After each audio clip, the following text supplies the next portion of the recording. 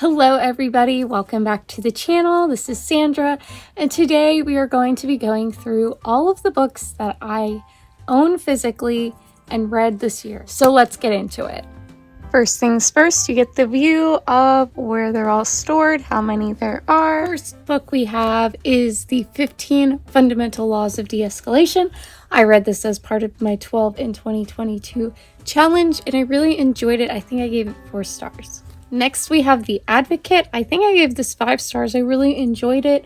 It's basically just encouragement for advocates of all kinds. It's specifically talking about in the legal capacity, but I just loved how it included just some practical wisdom as well as quotes and verses and pretty pictures. We have the book featured in my profile picture, We Were Liars. I enjoyed this way more than I thought I was going to. Don't remember what I rated it, but I would rate it 4 stars at this point. I really like the twist in this. I kind of thought I saw it coming, but kind of not. Don't know how to explain that. Watch the vlog if you can find it. But yeah, We Were Liars. This was the year I finally finished my 40 Days for Life devotional, and I definitely recommend this. Loved reading it as part of 40 Days for Life this year and in past years. Also read The Sound of Music story. I enjoyed this. I think I gave it like 3 stars. That's what I would give it now. I did read ISIS Exposed. I enjoyed this. I think I gave it 3 stars, or that's what I would give it now. It also does have a note from the author, which is pretty cool. Next one, I loved Redeeming Love. I think I probably would give this 5 stars thinking back, because this was one of the most iconic books of this year. I just love this. You have to read this. I'd heard so many people talk about it over the years, and I just had never read it until I got this copy from a little free library. Like, this book was $25 and I got it for free. But definitely recommend it. If you've not read it, put it on your 2023 list. The next one is Secrets of the Vine. I'm not fond of this format, but it's a really great book just talking about how Jesus is the vine and we are the branches, like the Bible says. Next, we have Hairpin Bridge, which I think I gave 4 stars, but I may have given 5. I'm not sure. I do know this is one of my favorite books of the year. I really enjoyed it. I know some people do not like this, and I can totally see why. It is very twisted, very messed up, but I just really enjoyed it. It was truly thrilling, and I didn't want to put it down, and I just kept reading and reading because I wanted to know what happened. And it was constant twists and turns, and I really enjoyed it. There are some logic problems in here that personally I didn't even notice until I went back and like read people's reviews, and I was like, yeah, I guess that's true.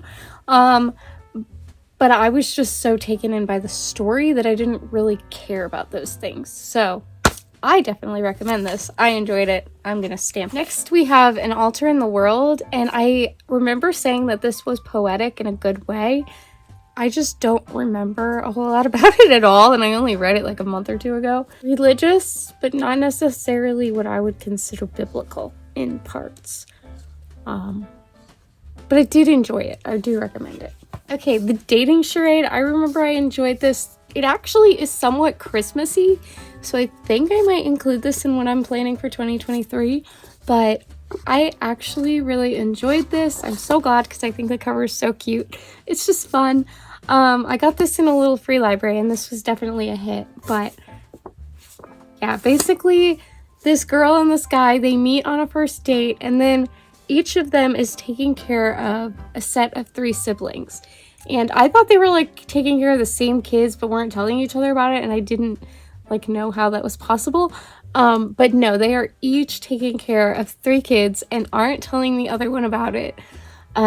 Just because they're not sure what that person would think about it, because they just met them and they obviously didn't talk about this on their date. And anyway, it's so fun.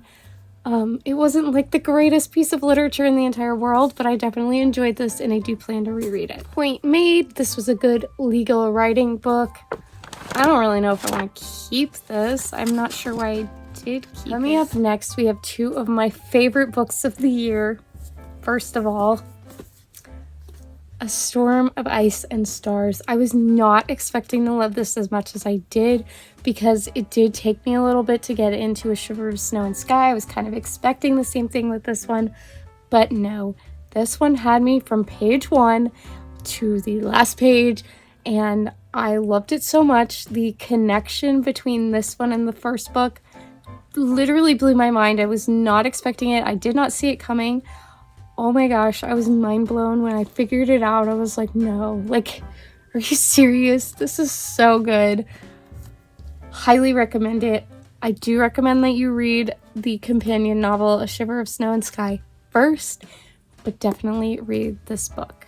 The next book is one that I think I read in January, and it was my favorite book of the year, potentially like favorite book for most of this year, and that is The Things We Cannot Say. And I absolutely adored this one. I love that it's dual perspective, and is it dual perspective? Yes. I love that it's dual perspective and dual timeline. So enjoyable for that. It took me a minute to get into it because I wasn't really sure like what the plot point was. Like, it wasn't following what I thought it was going to. But by the end of this, I just absolutely loved it. I was so invested in the storyline and what was happening with these characters, and I love this. So, sorry to those who don't like it, but I think it's amazing. All right, next we have The Nanny, and I really enjoyed this. I think I gave it like 4 stars, maybe 3.5 stars. Basically, girl's nanny goes missing when she's like 7 years old. She's now grown up and has a daughter of her own that she needs a nanny for. And someone shows up who kind of is the catalyst for an investigation on what happened to this girl's nanny as a child.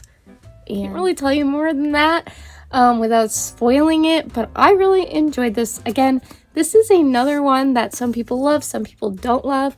I really enjoyed it. It definitely gave me like Gilmore Family vibes. I feel like they were very similar. I feel like there was absolutely a mirror character to each of the main members of the Gilmore Girls family. So I enjoyed that aspect. It was kind of weird, but I enjoyed it. And I recommend this book, and I love this cover, this version of it. It's just so pretty. Next is one that a lot of people love that I really didn't love, and I only keep because the cover is so pretty. And that is Northchild.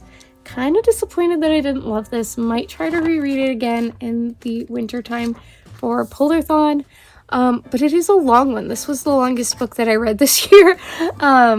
It is a middle grade, but like, it just was long, drawn out. I would have loved for it to be like 100 pages shorter, get to the point faster. But I love the cover, which you can't really tell why, but it's so pretty. Next, we have one that I read on my birthday. I remember this, and it is Belle's Library. It's essentially just famous quotes from literature and a quote that we think Belle could have said, or the author thinks Belle would have said in her journal about that work. Hard to explain, but it's so adorable. Has the cutest little illustrations. I definitely recommend this book. If you can find it, you need to get it. We have Next Generation Leader. I definitely enjoyed this. Probably would give it 4 stars. Just enjoy leadership books that help you be a better leader. Next, we have one that I want to physically read because when I read this year, I listened to it on double speed on YouTube just because I like wanted to hear the story really fast. And I do wish that I had just like sat down and read it because I didn't quite get the main point as much as I could have. And that is The Great Divorce. I hate that I rushed through this. I definitely want to reread this physically and just like enjoy the story. There was one quote that I absolutely loved that I tabbed. I typically don't tab, but like I wanted to be able to come back to this one. But yeah, I definitely want to reread this, but The Great Divorce. Right, this one was an old community group, like group read really. And I had read most of it and I hadn't finished it for whatever reason. And that is Reading the Sermon on the Mount with John Stott. And I guess I would give this 4 stars. I don't really remember. I just kind of wanted to read through it to finish it up. Next, we have Wondersmith, and I really enjoyed reading this physically. I would love to get my hands on Hollowpox and Silverborn when Silverborn comes out. I got this in a little free library, which is a great find. And I'm so glad that I did, because I enjoyed reading this physically so much better than I was enjoying the ebook. I think I gave it 4 stars. I just love how quickly it moves because the font is so big and it's middle grade, easy to read, but it just makes you feel like you're reading so much with how thick it is. Love this. Next, we have The 7 Habits of Highly Effective People, and I had been reading this over the span of like 5 years. I think I started it in 2019, so that would be 4 years, but still. I think I gave it 4 stars. It is what it is. You guys know what this is. Like, I don't think I need to sell you on it. Then I read the rest of Acts of the Apostles. This was another like small group read. And it basically is the book of Acts plus like all these illustrations and different, trying to find it, like different resources, places where you can write. Just a very enjoyable study book for the book of Acts, and I'm glad to have finished it. We have Opportunity Knocks by Tim Scott. I really enjoyed this. I love hearing about the different work that he's done to provide opportunities for just people in the community that he grew up in, that his grandfather grew up in. Like, it's just such a great story to hear about the things that he's done to make his state a better place, and I just really enjoyed it. We also love the yellow cover, so fun. But yeah, I think I gave it like 4 stars. Definitely recommend this if you haven't picked it up. This is a book that I gave 5 stars that I don't necessarily think I should have. I think that was a little bit overzealous. I'd probably give this 4 stars, but it's The Path of Life. It's really, really good. I love the cover. I would like to reread this at some point. It's great. But I just don't know that giving it 5 stars was necessary. But I definitely want to be more sparing with 5-star reviews in the future, because I want my 5 stars to be like my favorite books of the year, and I don't know that I would categorize that as that. Nothing against this book. I really, really enjoyed it. I loved it. I just want to be more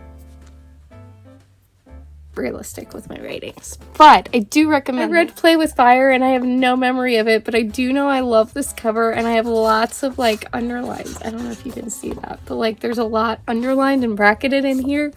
I'll have to reread this because I don't remember. Driven by Eternity. I loved this book. It also includes the story of Affabel, Pilgrim's Progress style, talking about heaven. I don't know how to explain that.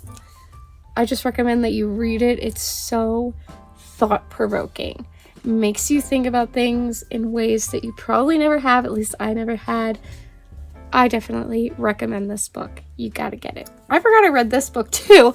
Next we have The Meaning of Marriage. Definitely recommend this book. I think I gave it 4 stars. That's all I have to say on that. Okay, this book I gave 5 stars before information came out on this pastor, which is really unfortunate because I really enjoyed listening to and learning from him for several years. I understand everyone is human, but when you are in a position like this, it's just really sad. But it was Live, Love, Lead. I did give this 5 stars. Now I would not give it 5 stars just because of what I know, conflicting with what he says in this book. So yeah, it's unfortunate, but I do recommend this book because I really enjoyed it. I really liked it. And then like a couple weeks after I read it, all the news about him and past decisions came out. So kind of ruins it. But next we have the Edupreneur's Side Hustle Handbook.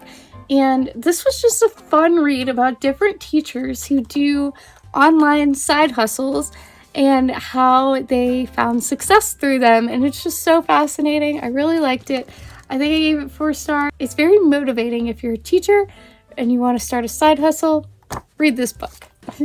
I know that's very niche, but definitely recommend. All right, the last book that we have on my physically read and still owned list is Unashamed, and I really enjoyed this one.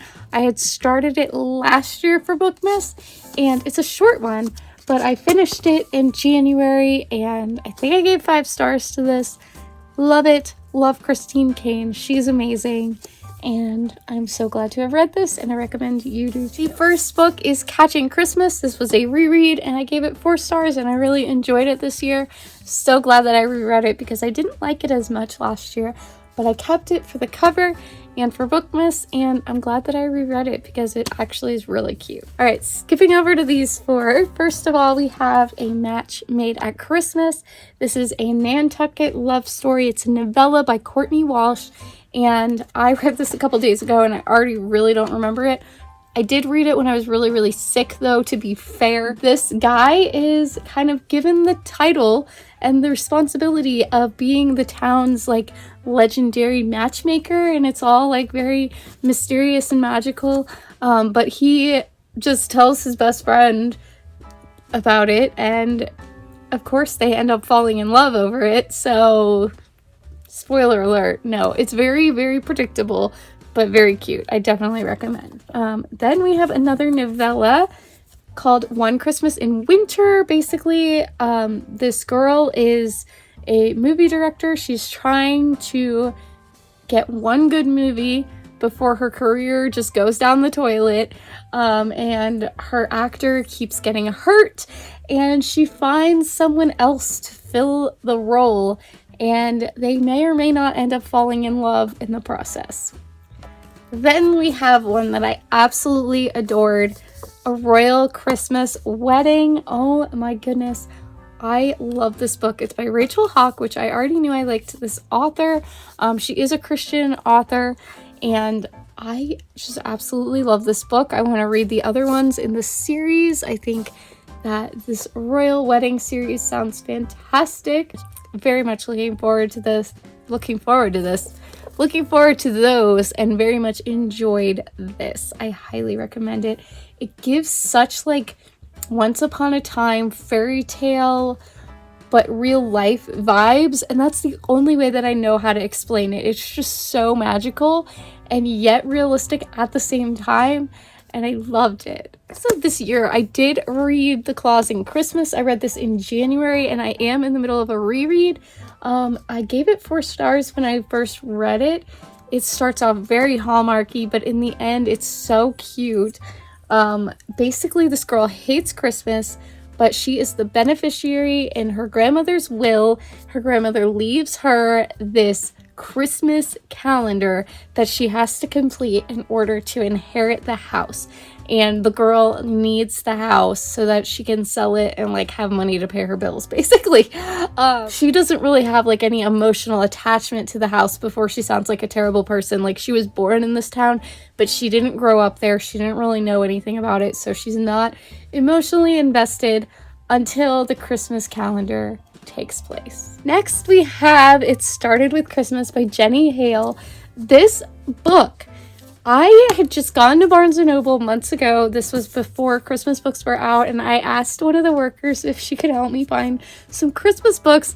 This was one of the only ones that they had. I had no intention of reading this except for it was available and I wanted to get some Christmas books, so I bought it, and oh my gosh, am I glad I did. I really enjoyed this.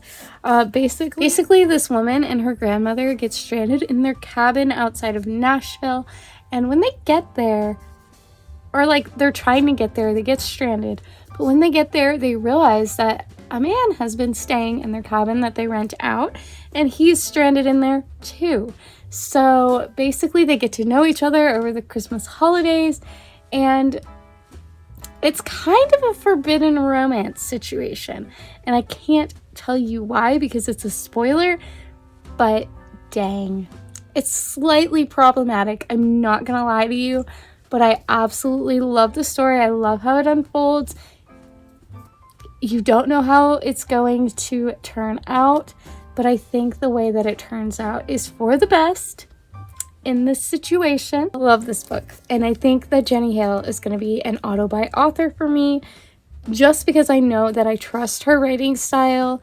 Her books have been clean thus far. I've read 2 of them, so I can't speak for all of them, but I do think that I can recommend her, and I do think that I can safely plan to try future books of hers. Speaking of books and authors I can trust, I will not be reading any more of this author, Jenny Colgan.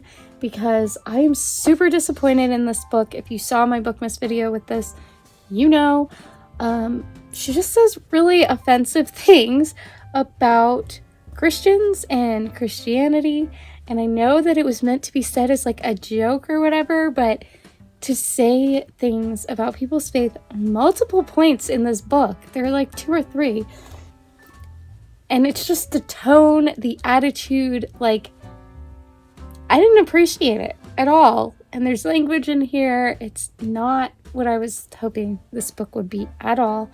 I'm just disappointed in this. Another one that I read is a reread for me by Jenny Hale, A Christmas to Remember. This was my standing favorite Christmas book. It may have been shown up by this one and this one. I don't know if this one is above this, but I loved all 3 of these. Let's just be real. But I love A Christmas to Remember. Basically, this woman is a nanny. She's taking one last nanny job before she moves on to something else. Nannying this pair of twins, a boy and a girl. They're absolutely adorable. I love the story so much. Oh my goodness. I'm definitely like, I love both of these for what they are, and I don't know that I can choose one over the other. Like, they're completely different, but both amazing. Like, another book that I read that's not Christmassy, Killing Kryptonite. I gave this 4 stars. Started off slow, but really turns out fantastic in the end. The second half is just amazing. Love this book. I buddy read it with a friend. We talked about it over FaceTime. It was so good. But yeah, Killing Kryptonite, definitely recommend. Last Christmassy book and last book of this video. I don't know why I have trouble with this title. Her Amish Holiday Suitor by Carrie Light.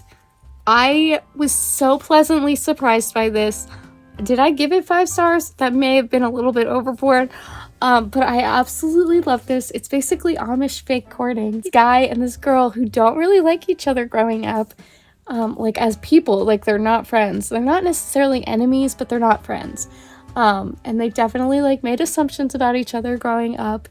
And basically he's like the carefree, like party boy for Amish people. And she is like, or he thinks that she's like the tattletale, never has any fun type of person.